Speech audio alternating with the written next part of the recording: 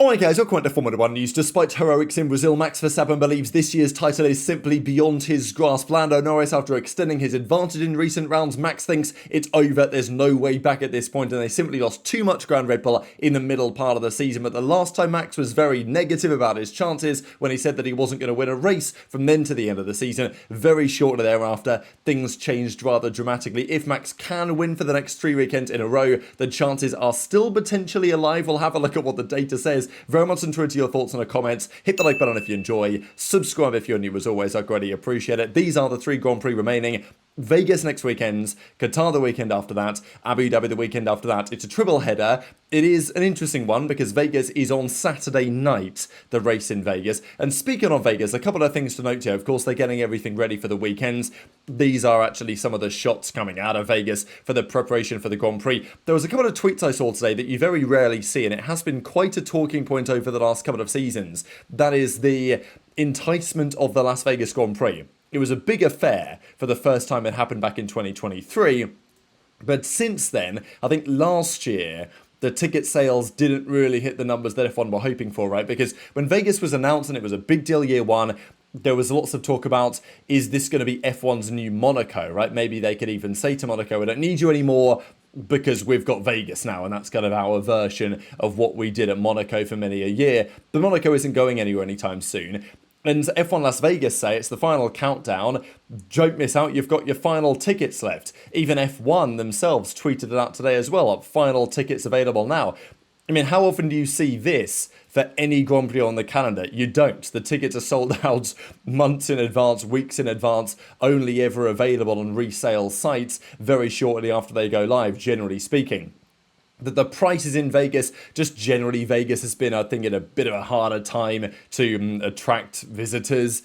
Also the fact that they were, if you had a hotel room, they were going to block the windows so you couldn't see the track and all this stuff, and the hotels were calling F1's bluff on that. So it doesn't seem like it's exactly going to plan, but we'll see what the numbers, I guess, look like after this season. We're going to get back to Red Bull with Max in a couple of minutes' time.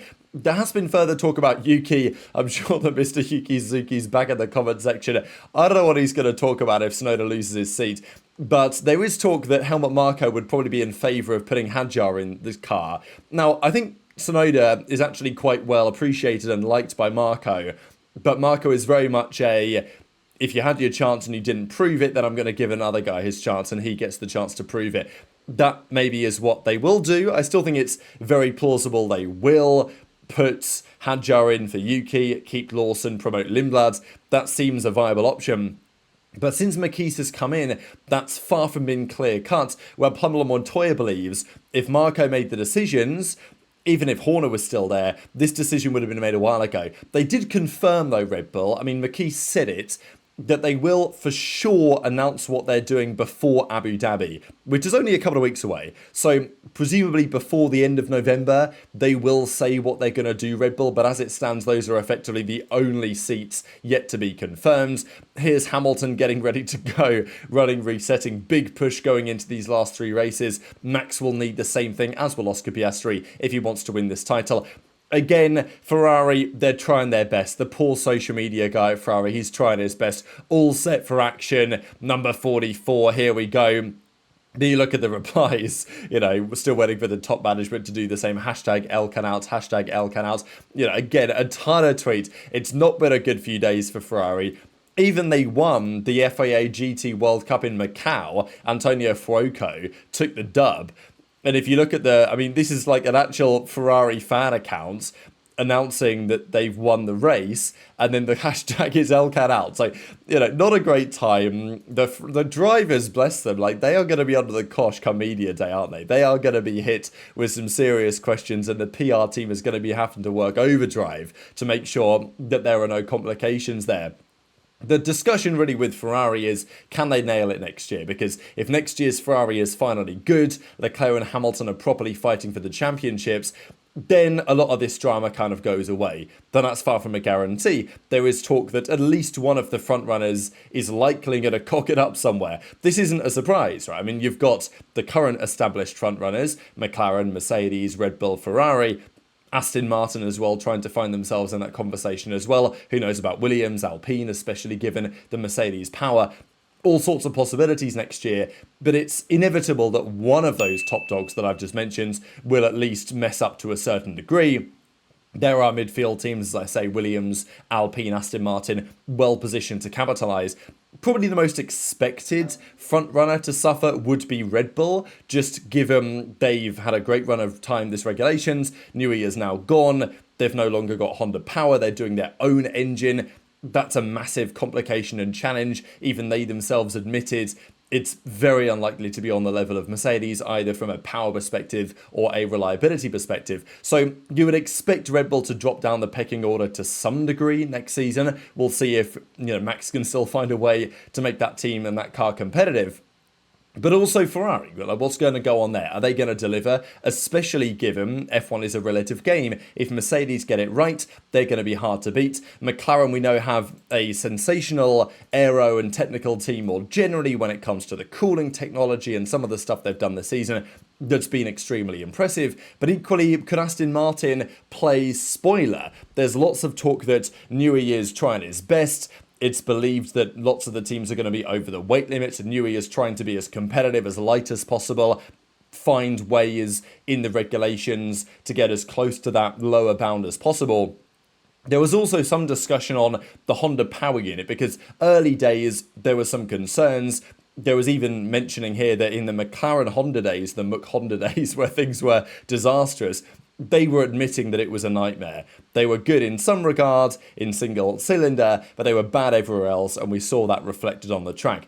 But now they're not saying that. So the rumour is that Honda are actually quite well positioned. There was further discussion that there's positive messages coming out of next year's Aston Martin project. I'm getting positive messages, not like in the McLaren era. So look, it's still kind of difficult to say at this point, but the general feeling was that the Mercedes power unit is the car to beat. Ferrari had a couple of issues. I think we mentioned this story a little while ago, but just to clarify, Ferrari has been working on revolutionary and ultra-secret solutions, mainly on the intake system. So, shock horror, here we go again with Ferrari. That's on the power unit. They're developing an aluminium alloy cylinder head for its 2026 engine, which will feature an ultra-secret intake system. This comes after the highly innovative steel cylinder head solution was abandoned due to reliability concerns.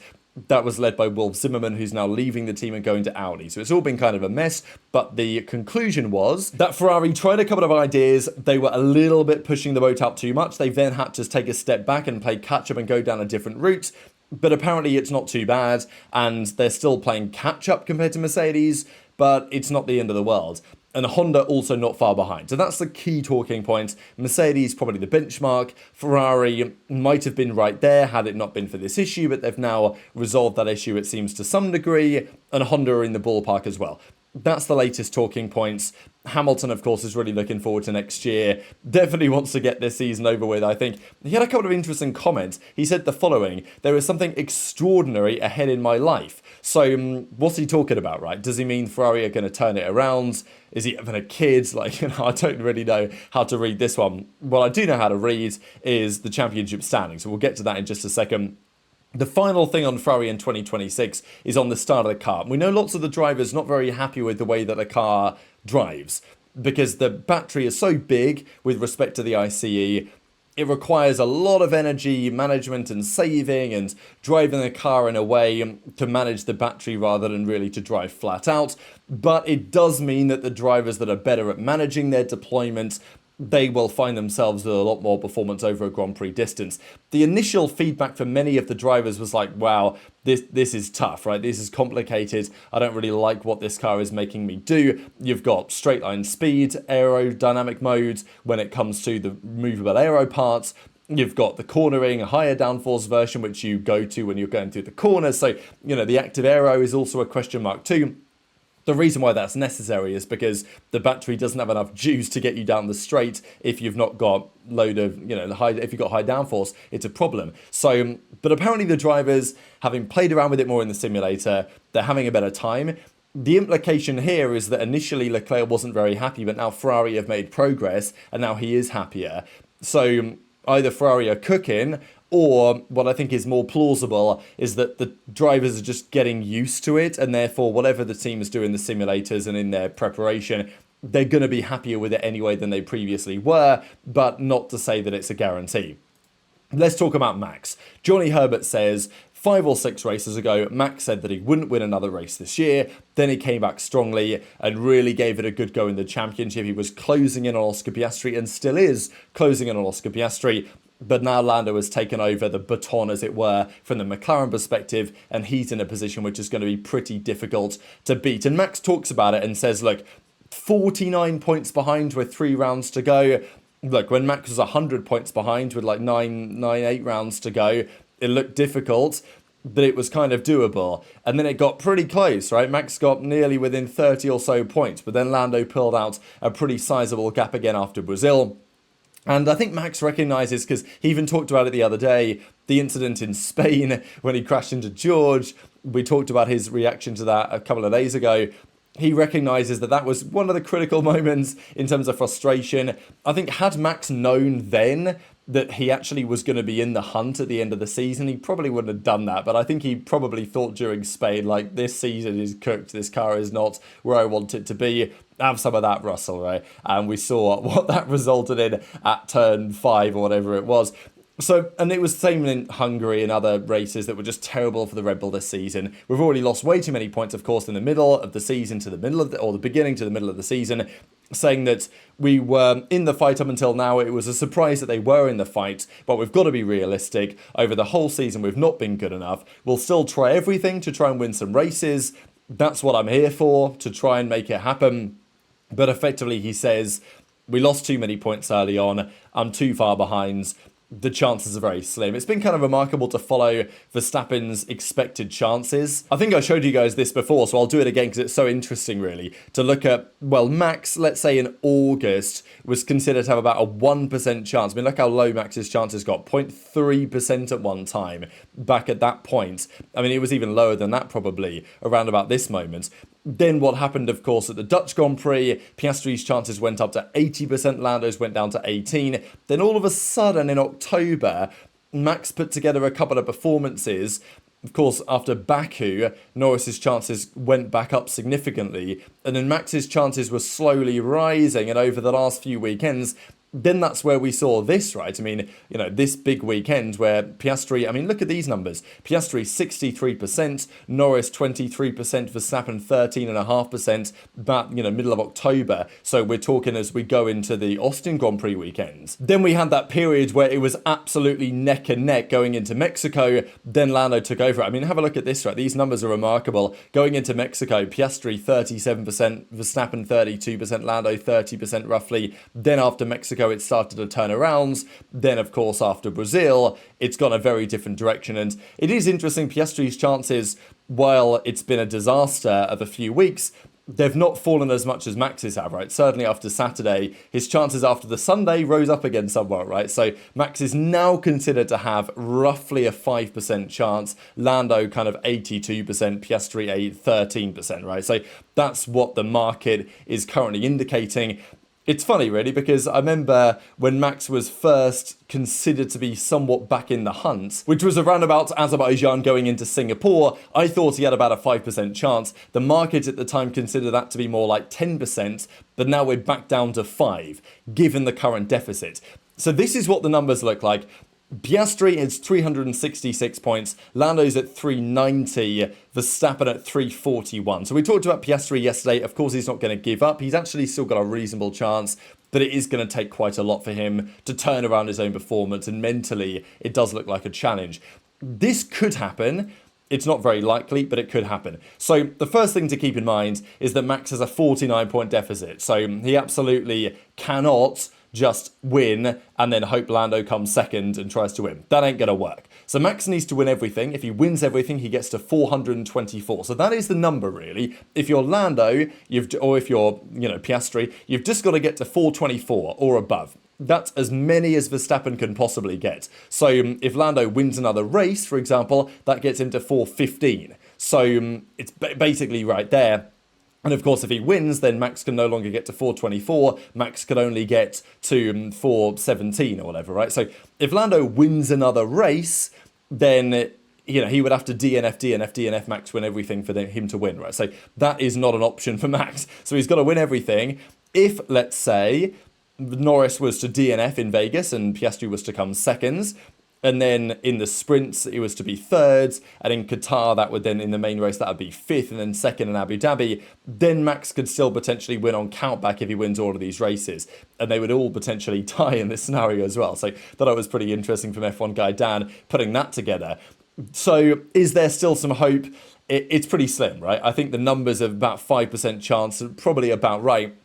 It will depend, I think, quite significantly on how Vegas goes, because the McLaren is going to be good in Abu Dhabi. It's going to be good in Qatar. I think there's not much doubt about that. I would be pretty shocked if Lando and Piastri or whatever are like second, fifth in Qatar. Now, of course, things can happen. There could be punctures. There could be crashes. There could be collisions. Mercedes might be good. Ferrari might be good. Who knows? Max is obviously going to try and keep in the hunt. But Vegas is the chance, right? So, like, Max needs to win Vegas, and he needs to gain a big margin on Lando. And that's what's been described here. If that doesn't happen, if Lando's on the podium, it's tough. Let's say Lando's third this weekend. He gets to 405. The most Max can possibly get is 424. So, you know, that gives Lando a lot of leeway in the final couple of rounds. It's difficult to imagine Max can take it, but intrigue your thoughts in the comments below. Speaking of car number 33, I just wanted to spend a couple of minutes talking about this. Again, people are going to say, and understandably, this is soulless racing at a soulless track, because you've literally got cars driving around with no drivers in. So this was the autonomous racing series, or whatever this was the other day. They did it in Abu Dhabi. Apparently, this is the cars actually taking off the line. I'm not really sure why they don't just go at the same time, but the AI drives the car and it learns lap by lap where to drive and how to drive with other people around it and all this. And I'm sure at some point it will get quite good. But it's an interesting thing, really. We actually had Danny Kvyat, which is why this is interesting, is that Kvyat was chasing down car number 33 and lost. So, which is, you know, there's a little bit of historical precedence for that. So we did have some real drivers racing against the AIs in the form of Danny Kvyat. Now, there was quite a lot of talk about this, just as I share some of the highlights. I don't know if you can really call these highlights, but there was an overtake that happened. And then this is going down after the second straight. This car in the foreground. Actually, no, this is turn one, isn't it? So, yeah, they're going down to the foreground here. The first car just doesn't turn for some reason, stops on track. The second car rams into the back of him and then slams into the wall. And then the third guy comes through for the victory and takes the free dub. And it was pretty funny to see the reaction of the mechanic. So car number 33, champion of the AI racing or something series. It's kind of interesting, this, to me, because I saw some comments saying, you would never watch chess be played between two computers, what's the point? Now, as someone who actually does follow chess, watching computers play chess can actually be very interesting. If you guys follow chess at all and you've watched any of the AlphaZero versus Stockfish games that came out, basically when AI started to learn how to play chess against the more traditional engines, it was fascinating to watch because, of course, the level was far beyond what humans are capable of, but it was interesting to see the way that computers on that level would operate. Now, so I'm not totally ruling out the idea of having an AI drive around a racetrack. It's not a totally atrocious idea. I think you could learn something in terms of lines to be taken, or in certain conditions, like maybe the AI can come up with some ideas that some of the drivers haven't thought of. I don't know. But the reality is right now, the quality of the AI for racing and the amount of time it would take to get to a point where it could even be interesting against normal drivers, because like it doesn't understand really the concept of a switchback, or it's not, if a car overtakes it, it gets scared and backs off, right? So it's just not good to watch, and I don't think it's going to teach us anything about racing for some time to come, like it would maybe in something like chess. But anyway, that was kind of my assessment. Intrigued to your thoughts on all of this stuff in the comments below. Hit the like button if you enjoyed, subscribe if you're new, take care, and I'll see you next time.